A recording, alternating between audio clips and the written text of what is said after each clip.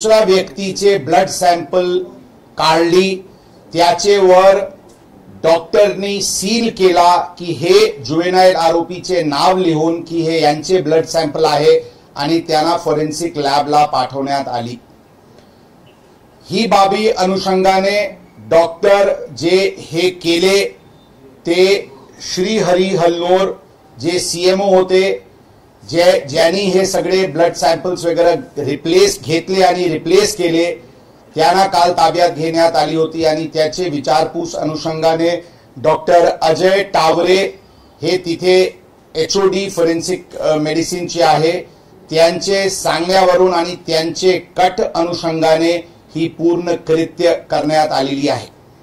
ही बाबी आम्ही आपल्याला यापूर्वी सांगितले होते की ती शंका किंवा ड्यू डिलिजन्सचे दृष्टिकोनातून रात्री एक दुसरा हॉस्पिटल औंध मध्ये जे आहे सरकारी हॉस्पिटल, तिथे जुवेनाइल आरोपीचे एक सेकंड सॅम्पल घेण्यात आली होती। ही सॅम्पल घेण्याची उद्देश डीएनए मॅचिंग साठी की जी ससून हॉस्पिटल वरून सॅम्पल गेलेली आहे ती जुवेनाइल एक्यूज्ड चीच आहे ही खात्री करण्याच्या दृष्टिकोनातून पाठवण्यात आली होती। आणि काल जे आम्हाला फॉरेन्सिक रिपोर्ट प्राप्त झाले त्यामध्ये औंधचे सॅम्पल हे जुवेनाइल एक्यूज्डचे आहे आणि त्यांचे वडिलांचे पण सॅम्पल आम्ही घेतली होती, त्यांना ससून हॉस्पिटल फॉरेन्सिक लॅबला पूर्ण क्लॅरिटीचे दृष्टिकोनातून, आणि ती औंधची सॅम्पल हे जुवेनाइल एक्यूज्डची आहे आणि त्याची सॅम्पल त्यांचे वडिलांसोबत मॅच झालेली आहे। परंतु ससून हॉस्पिटलची जी सॅम्पल आहे ते जुवेनाइल एक्यूज्डची मॅच होत नाही, म्हणून हे थर्ड पर्सनची सॅम्पल आहे। स्पष्ट फॉरेन्सिक रिपोर्ट वरून काल संध्याकाळी झाली होती, त्याचे नंतर हे डॉक्टर्सला ताब्यात घेऊन विचारपूस करून त्यांना अर्ली मॉर्निंग आवर्स मध्ये अटक कलम वाढून अटकची कारवाई करण्यात आलेली आहे।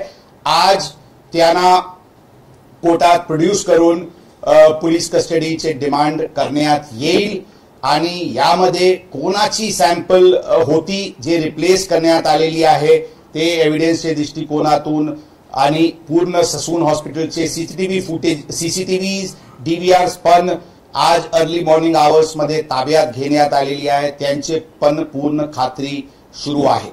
एकंदरीत या 304 जे ऍक्सिडेंट केस आहे त्यामध्ये criminal conspiracy, forgery, obtaining gratification for destruction of evidence ही सर्व कलम लावून 2 डॉक्टर्सला अटक करण्यात, ससून हॉस्पिटलचे 2 डॉक्टर्सला अटक करण्यात आलेली आहे।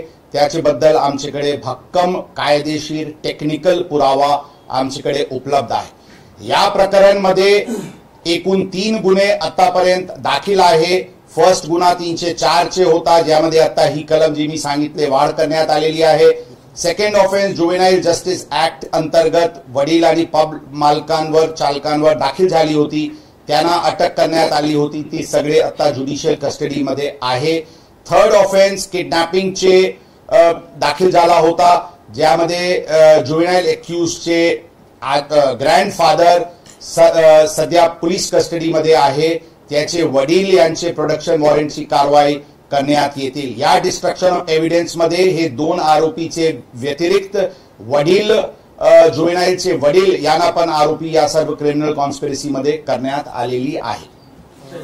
सर, ब्लड सॅम्पल घेतलं होतं ते दुसरा माणूस तो आयडेंटिफाय झालाय का त्याच्या प्रोसेस? त्याची बद्दल युद्ध पातळीवर प्रक्रिया सुरू आहे की ही जे ब्लड सॅम्पल होती, रिप्लेस्ड ब्लड सॅम्पल होती, ही कोणाची होती याचे पूर्णपणे आयडेंटिफाय करण्याच्या दृष्टिकोनातून प्रयत्न सुरू आहे। हे कोणा व्यक्तीची त्यांनी घेतला किंवा काही स्टॉक मध्ये असलेले कोणाचे घेतला, एक्झॅक्टली काय घटनाक्रम घडली, सीसीटीव्ही फुटेजेस, विचारपूस आणि टेक्निकल एव्हिडन्सचे अनुषंगाने कारवाई युद्ध पातळीवर सुरू आहे।